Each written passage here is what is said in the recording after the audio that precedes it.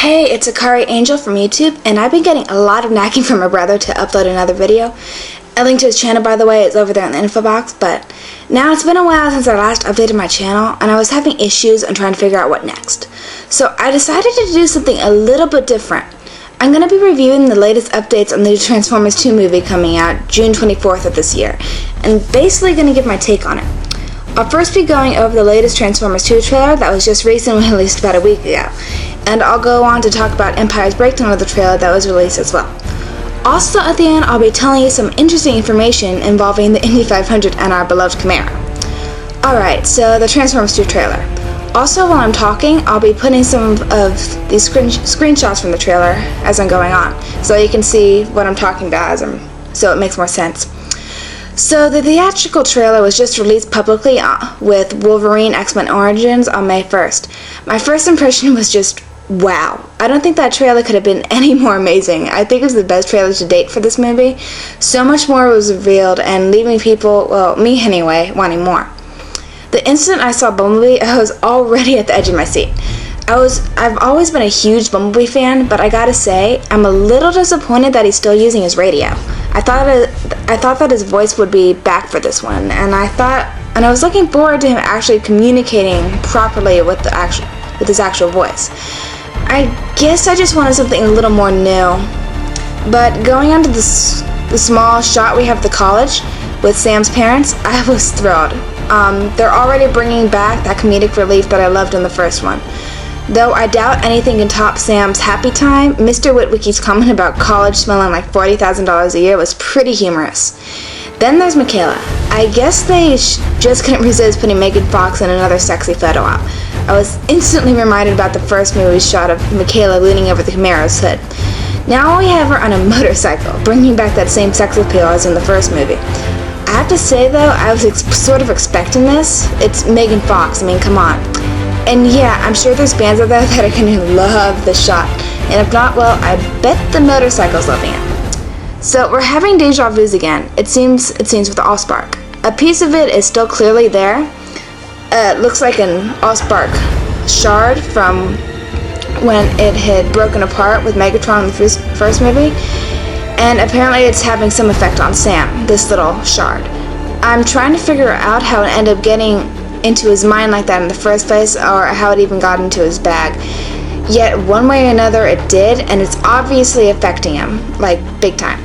He's seen writing down these symbols everywhere, and I'll reveal a little later what these symbols mean according to the Empire's breakdown.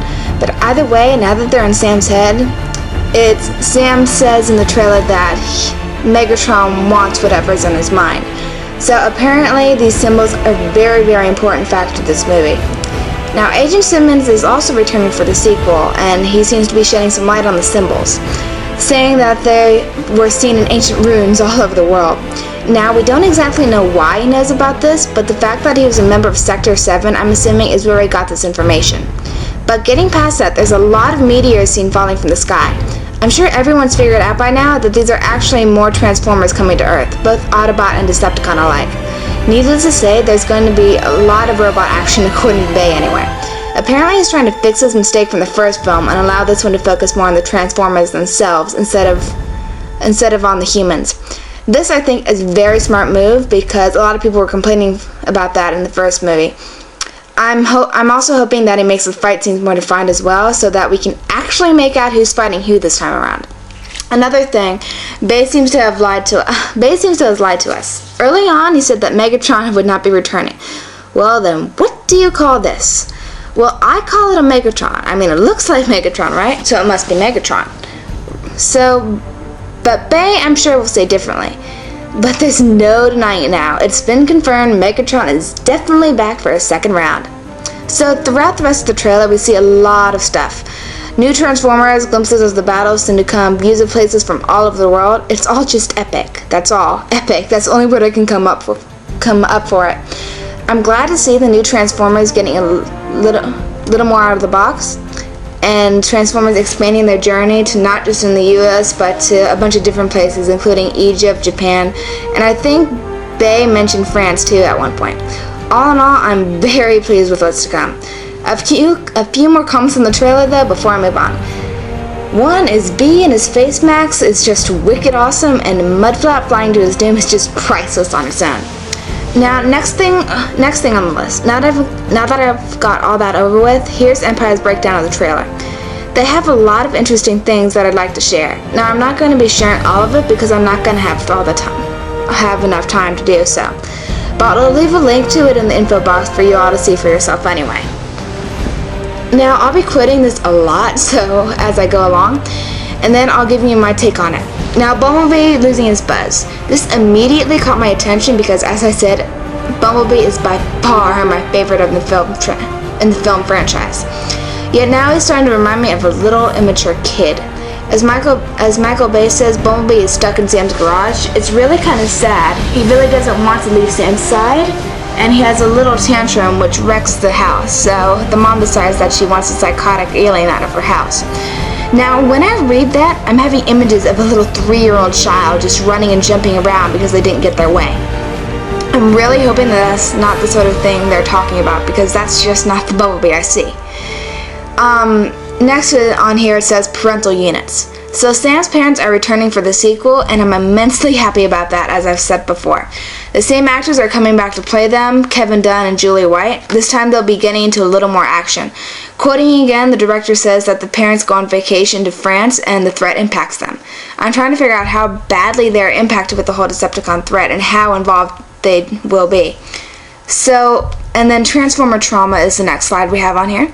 The Allspark shard that Sam finds affects him a lot. It says that he starts having visions like his ancestor Archibald Wiki. And Shia also says that he's completely losing every fiber of sanity, so he goes on the run. Now, when they say he's going crazy, I'm curious to just how bad off he gets. Is he going to be as bad as Archibald Wiki, who had gone mad in an asylum, or... That's the sort of vibe I'm getting. And if that's the case, then the apple certainly doesn't fall far from the tree. Now, remember when I said that there's going to be a whole lot of Transformers this time around?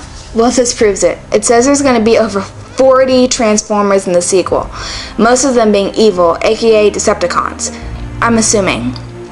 So there's going to be a way bigger threat in the sequel, obviously, and it's going to be loads more epic from what I'm getting, because there is so much more going on, and there are so many more Transformers coming into the picture. And yes, Agent Simmons is back, and he's being played by John Turturro again, who's also going to be playing Jetfire in the film, but I'll get to that later. Now, as stated in the first film, Sector 7 was terminated, and obviously that means Agent Simmons is going to be out of the job. So where to next? Well, he's been degraded to citizen status now, and is forced to work in his own mother's deli. Obviously, he's not happy about that, but I can't help but laugh when I picture Simmons working in a deli shop. Next up, the second half of the film, it says it's going to be taking place in the Middle East deserts. And this is sort of random, but here's an interesting fact that I found. Indiana Jones and the Last Crusade was actually set here during its climax, in Petra, Jordan. And as a matter of fact, this is where Bumblebee, Sam, Michaela, Simmons, and the twins can be seen in the shot, right here. So I did tell you guys that I would fill you in a bit more on the symbols. They are, just as I said, very important ancient hieroglyphics. They're, ready for this, actually pictures of Transformers. So what does this mean? What does this signify? Well, it means that Earth was tied into the Transformers since the beginnings of civilization. And honestly, I think that's pretty cool. Earlier I mentioned Jetfire, played by John Turturro. Well, Jetfire, according to this, is a very old Autobot. Bay says he's a cranky, forgetful old man. He's running out of energon, which keeps him going. When he falls down, he creaks and he doesn't transform well. It's like arthritis. Who knows how significant this Jetfire is, but considering his age, I'm guessing that he'll hold a lot of useful information for the plot to continue. And I think I'm going to leave you at that, because I skipped quite a bit of Empire's breakdown, but if you're really that interested, just go check out the link I left you. There's a lot of good stuff that's definitely worth checking out. And finally, here's this little information concerning the Indy 500. Josh Duhamel, who plays Sergeant Lennox in the film, is going to be driving the 2010 Camaro and the Indy 500 as the pace car driver. Now, I don't normally watch race cars, but to see this, I'll definitely take a peek. In case any of you are interested, the race is going to be May 24th. And with that, I'm going to be wrapping things up. I hope all of you found this interesting, and I hope I didn't really screw up. But I had fun doing it, so I may be doing more of these in the future. So please subscribe and comment and whatever, and look forward to more videos like this. As of now, it's been fun, but I'll see you guys. Bye.